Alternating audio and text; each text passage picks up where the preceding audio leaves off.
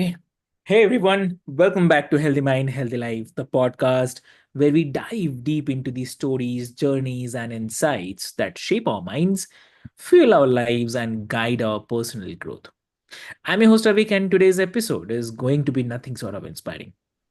We have all heard about purpose, and it's that elusive, like often overcomplicated idea we chase throughout life. But what if it's simpler than we think? What if purpose isn't something we find but something we reclaim, right?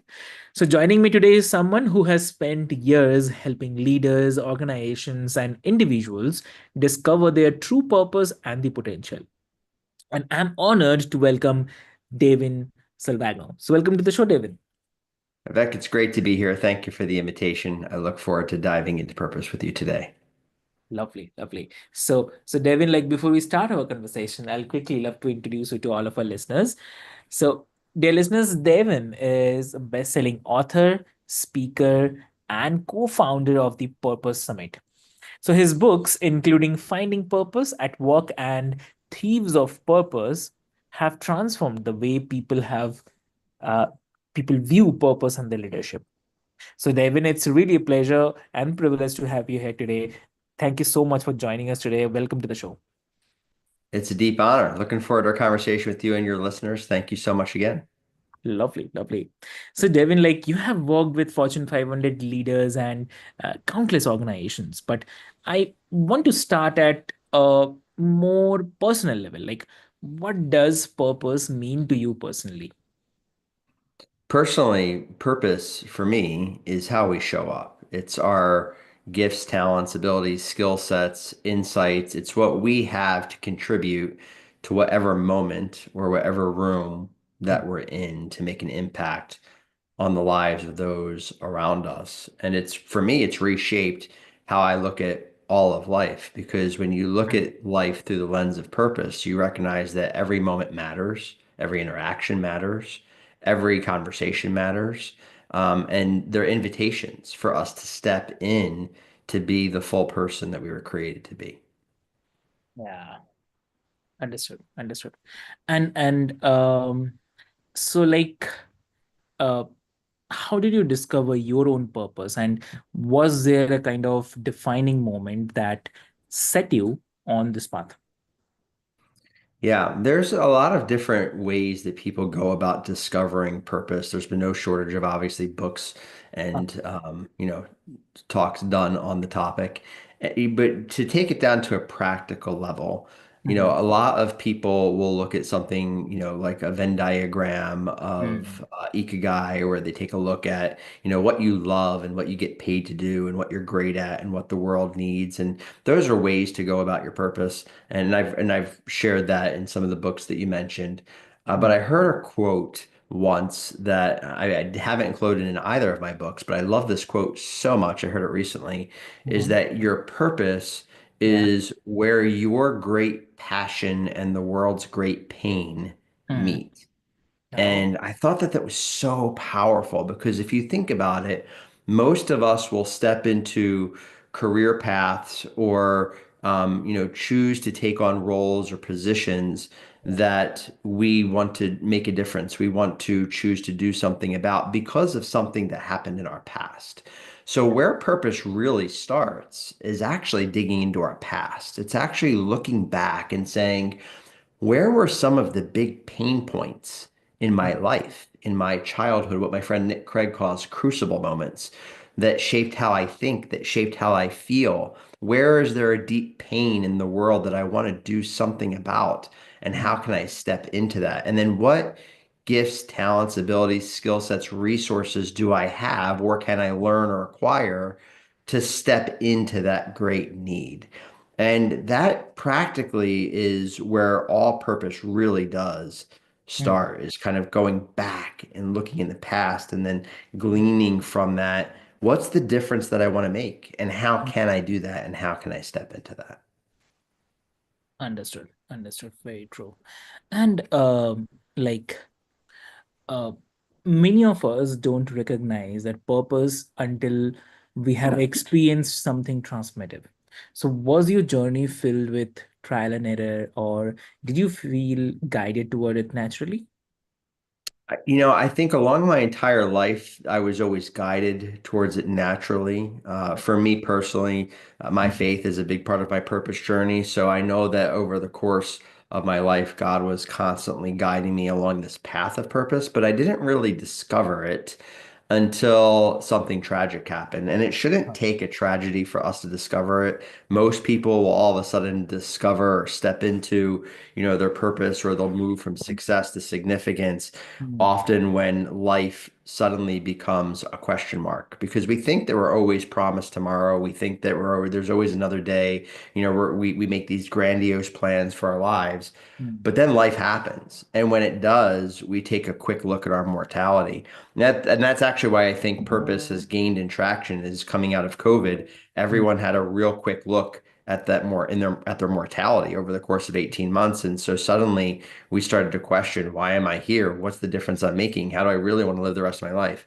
Well, for me, that moment was a car accident that I was in back in 2014. I was taking my daughter to school and we were singing in the car. She loves to sing. And at the time, she was 4 years old. And I had stopped and put my turn signal on to turn into the school parking lot. And the car behind me wasn't paying attention and slammed into us at 50 miles an hour. And I went forward and hit the steering wheel and then flew back and hit my chair and broke the chair and went to the hospital with neck and back injuries. And I don't remember a lot about that day, but what I do remember is sitting in a bed immobile for hours, not being able to move and being told not to move, quickly thinking over my life, quickly thinking about what had mattered, what didn't matter, what difference I did make, what things I still wanted to do, really taking stock of what's important. And it was in that moment that I had really started to take stock of purpose in my life and purpose that I still wanted to step into, should I had been given the opportunity to step out of that bed. And by the grace of God, I was. And that's when the journey really, really began. understood. Understood.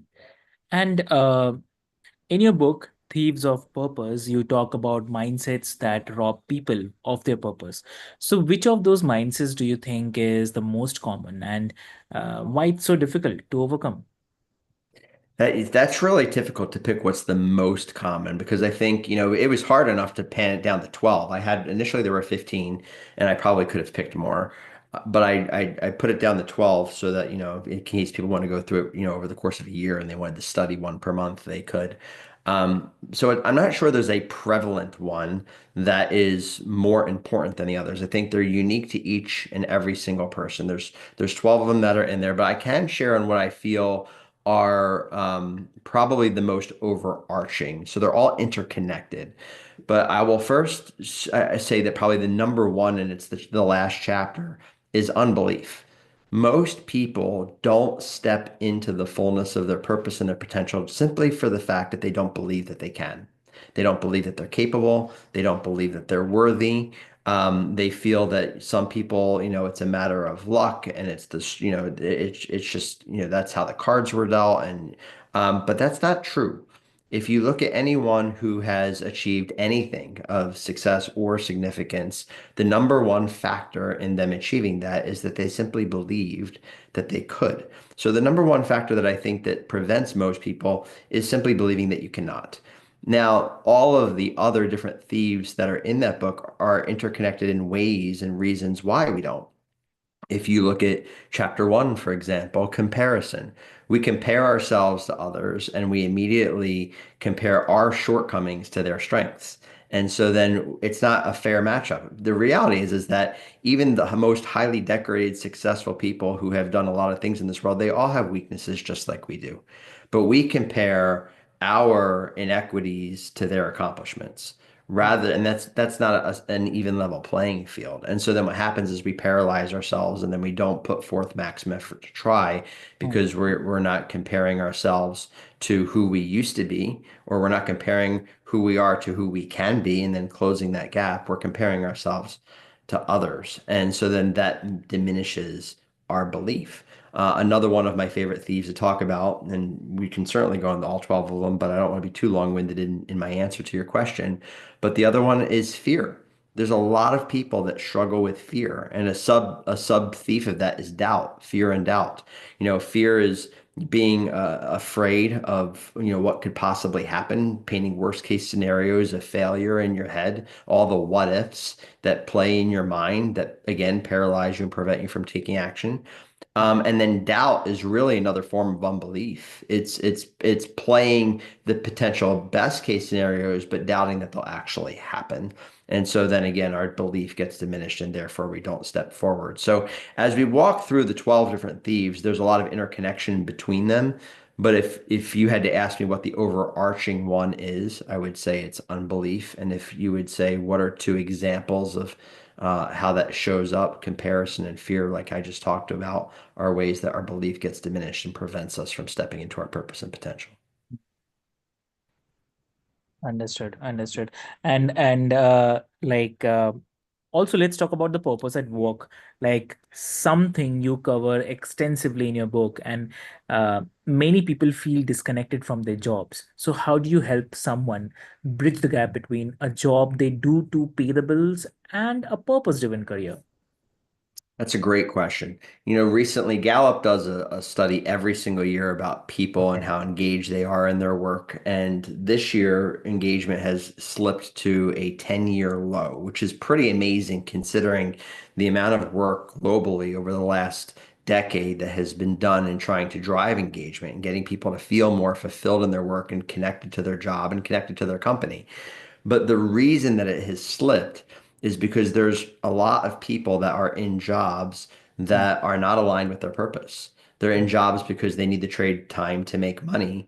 But what they're doing is simply that. They're trading time to make money. And they've realized because of COVID, we've mm, realized that, we don't have all the time in the world, that our time is finite, that there's nothing that we can do to add a single minute or hour to our lives. And mm, so it's the most valuable thing that we can trade is our time. And what's happened is people want to know that if they are trading their time, that there's an ROI on that time. And when I say ROI, I'm not talking about return on investment. I'm talking about return on impact. People want to know that if I'm trading my time for money, that I'm making a difference, that I'm making an impact. And when they can't see that, when they can't see how they're making a difference or how they're making an impact, they become disengaged and unfulfilled in their jobs. So the way that you close that gap, again, kind of going back to what I had shared earlier, is you have to take an inventory of what is it that you're good at? What are your skills? What are your gifts? What are your talents? What are your abilities? What are the experiences that you have? What are the insights that you have? And how can you use those things in a job or in a career to solve a problem, to meet the great needs of the world. And when we say the world, it doesn't have to be the world, like solving world hunger, right? That's a massive thing. It could just simply be your world. I have a great friend, his name's Rich Sheraton, who wrote a fantastic book called Joy Inc. And he says, you don't have to change the world, you just need to change your world. So again, in whatever job or career that you're in, who are the people that are around you that your decisions, that your work impacts on a daily basis? Are you drawing the correlation between who you are and what you do to the impact that you make at work? And if you can't draw that correlation, how can you? How can you take a look at what you were hired to do, what your job responsibilities are, and connect what you do to the end outcome, the end product, and how that end product positively impacts people's lives? And then once you draw that correlation, you start to light up other areas of the brain that will activate other ways for you to be able to use a lot of the untapped potential and skill sets that are in you that maybe you haven't activated prior to make a difference because now you're thinking about it when before that you weren't. And that's the problem, Avik, is that there's not a lot of people that approach work or jobs that way. They simply look at, here's how much I want to make or here's how much I need to make, what jobs are available that provide that level of income, mm. and can I do that? And that typically has been how we have picked our jobs and careers over our life rather than starting from a place of what is it that I have to offer, what problems can I solve, and how can I step into that, with compensation being the secondary conversation. Understood. Perfect. Great. And many people worry that pursuing purpose might come at the cost of financial success. So, what would you say to someone who believes purpose and profit can't coexist? I would say that that's a complete myth, that purpose and profit actually complement each other. And I would also say that I used to be one of those people. I used to demonize profit and say that there's so many people that are focused on profit that it's robbing them of their purpose. But profit is not one of the thieves that are in the book.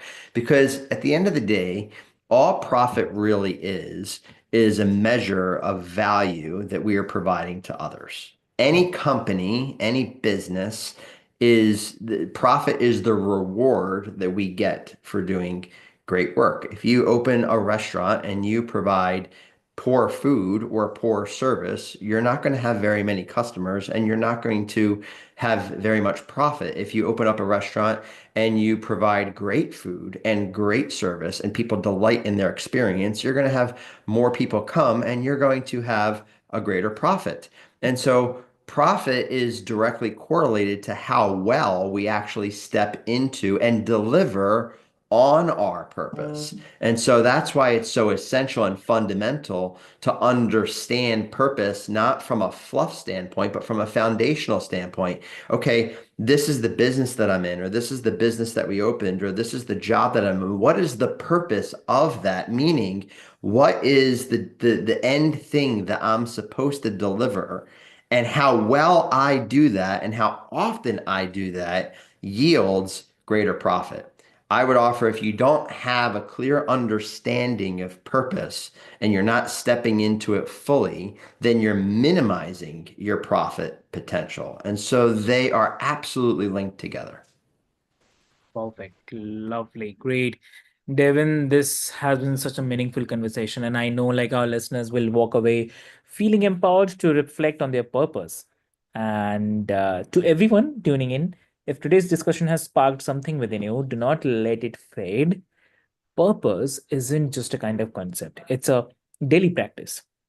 So pick up Devin's book, uh, Finding Purpose at Work and Thieves of Purpose as well for deeper insights, and follow him online. And if you have ever, I mean, if you are ever looking to immerse yourself in this world, consider attending the Purpose Summit. And as always, thank you so much for being a part of Healthy Mind and Healthy Life community. And remember that every small step you take towards understanding yourself brings you closer to healthier mind and a richer life. So until next time, stay inspired, stay reflective, and stay purposeful. So with this, thank you so much. Thank you.